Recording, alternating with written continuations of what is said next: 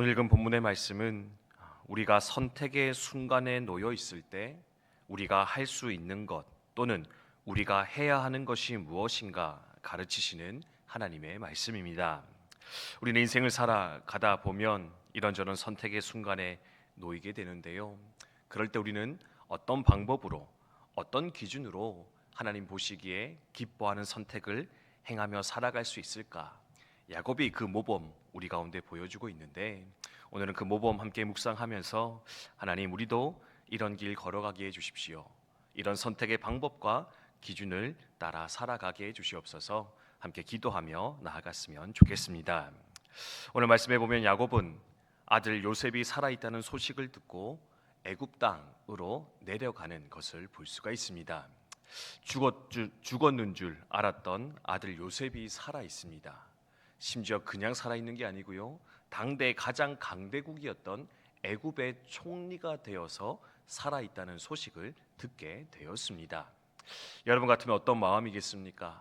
너무나 기뻤을 것 같습니다. 그리고요, 뒤도 안 돌아보고 이런 저런 것 따지지도 생각하지도 않고 아마 그 아들 만나기 위해서 애굽으로 달려가지 않았을까 생각할 수 있습니다. 그뿐입니까? 지금은 기근이 너무 심하여서 한시 앞을 내다볼 수 없는 생존이 불가한 상황이었는데, 애굽으로 내려가면 그 아들 요셉 덕분에 온 가족이 살아남을 수 있는 그러한 상황이었습니다. 그런데요, 모든 것이 다 확실하고 너무나 좋고 가는 것이 당연한 상황이었는데, 오늘 말씀 보면 야곱은 기꺼운 마음으로, 당연한 마음으로 애굽으로 내려갔던 것은 아닌 것 같습니다. 어디서 그것을 발견하느냐? 2절 말씀에 보면 하나님이 야곱에게 말씀하시죠. 야곱아, 두려워하지 마라. 야곱아, 주저하지 마라. 말씀하시면서 야곱을 격려하시는 모습을 발견할 수 있다라는 겁니다. 왜 야곱은 두려워했을까요? 왜 주저했을까? 첫 번째로 그는 바로 믿음의 사람이었기 때문인데, 그는 본능이 아니라, 자신의 욕망이 아니라 하나님의 말씀, 하나님의 약속을 먼저 기억하며 생각할 줄 아는 사람이었기 때문에, 믿음의 선배였기 때문에 아마 그는 주저하며 두려워하지 않았을까 생각할 수 있다라는 겁니다. 이미 말씀드렸듯이 아들만 생각한다면, 자신의 부정만을 생각한다면, 또는 생존의 필요와 욕망만을 생각한다면 내려가는 것이 당연한 겁니다. 근데요, 왜 야곱은 망설였을까요? 바로 자기가 머물고 있는 이 땅이, 자기가 지켜야 되는 이 땅이 바로 하나님께서 주신 약속의 땅이었기 때문에, 하나님이 허락하신 약속의 땅이었기 때문에 아마 그는 이 땅을 떠나가는 것을 주저하며 두려워하지 않았을까 생각할 수 있다라는 겁니다. 청년 시절의 야곱이었다면 정말로 뛰쳐갔을 겁니다. 근데요, 그는 이제 믿음의 사람이 되었습니다. 믿음의 조상 되어졌다라는 겁니다. 하나님과 깊이 교감하며 이스라엘이라고 하는 이름까지 얻은 자 바로 야곱이었는데, 그래서 야곱의 달라진 점은 무엇이냐? 더 이상 자신의 본능이 아니라, 욕심만을 쫓는 것이 아니라, 자신의 판단과 기준만을 쫓는 것이 아니라, 그보다 앞서서 하나님의 계획이 어디 있는가, 하나님의 말씀이 어디 있는가, 하나님의 약속이 어디 있는가 먼저 돌아보며 판단했던 사람, 그가 바로 야곱이지 않았을까 생각할 수 있다라는 겁니다. 산성도 여러분, 야곱의 이 기준을, 이 선택의 고민을 우리도 늘 간직하며 삶의 선택의 자리에 설 수 있는 저 여러분 되시기를 주님의 이름으로 축원드립니다. 욕심만을 쫓고 계십니까? 생존의 본능만을 쫓아 살아가고 계십니까?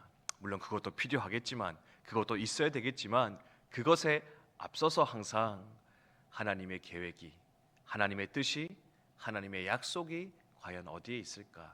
그것이 어디로 흘러가고 있는가 돌아보고 그것을 선택하여 나아가는 저 여러분 우리 모두 되시기를 주님의 이름으로 축원드립니다.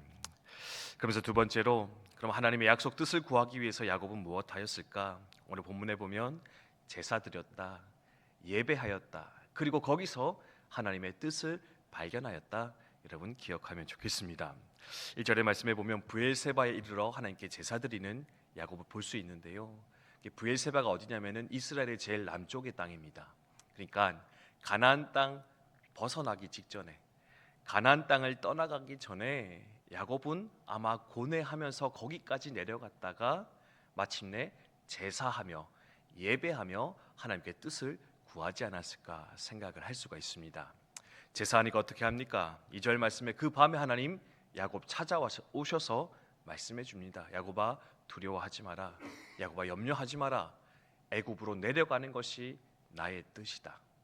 애굽으로 가서 너희는 큰 민족이 되어 이 땅으로 다시금 돌아오게 될 것이니 너는 두려워하지 말고 그 길을 선택하여 나아가라 말씀해 주는 거 볼 수가 있습니다. 예배할 때 하나님의 뜻이 우리 가운데 임하게 되는 줄을 믿고 나아가는 저 여러분 되었으면 좋겠습니다. 예배 가운데, 말씀 가운데, 기도 가운데 하나님 우리의 기도를 들으시고 응답해 주시는 하나님이십니다. 때로는 사람을 통해서, 환경을 통해서 당신의 뜻을 밝히 보이시고 가르치시기를 기뻐하시는 분, 그분이 바로 또한 우리 하나님이실 것인데, 바라는 것은 어디로 가야 할지 몰라 막막할 때 고민만 하고 계시지 말고 걱정만 하지 마시고 예배의 자리로 나오셔서 무릎 꿇어 하나님의 뜻을 구할 수 있는, 또한 저와 여러분 믿음의 결단을 내릴 수 있는 우리 모두 되시기를 주님의 이름으로 축원드립니다. 그래서 마지막 세 번째로 우리가 선택의 순간에 해야 되는 것이 무엇이냐? 뜻을 받았다면, 하나님의 인도하심을 받았다면 순종과 신뢰로 나아갈 수 있어야 되겠다. 순종과 신뢰, 그것이 바로 선택을 행하는 우리의 자세여야 된다. 여러분 기억하면 좋겠습니다. 내려가라 합니다. 그러니까 야곱 어떻게 합니까? 기꺼운 마음으로 순종하여 나아가고 있습니다.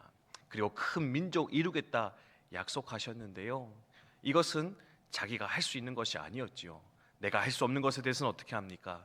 전적으로 하나님께 신뢰하며 또한 그 여정을 걸어가는 것을 볼 수 있는데, 하나님 말씀하시면 어떻게 되느냐?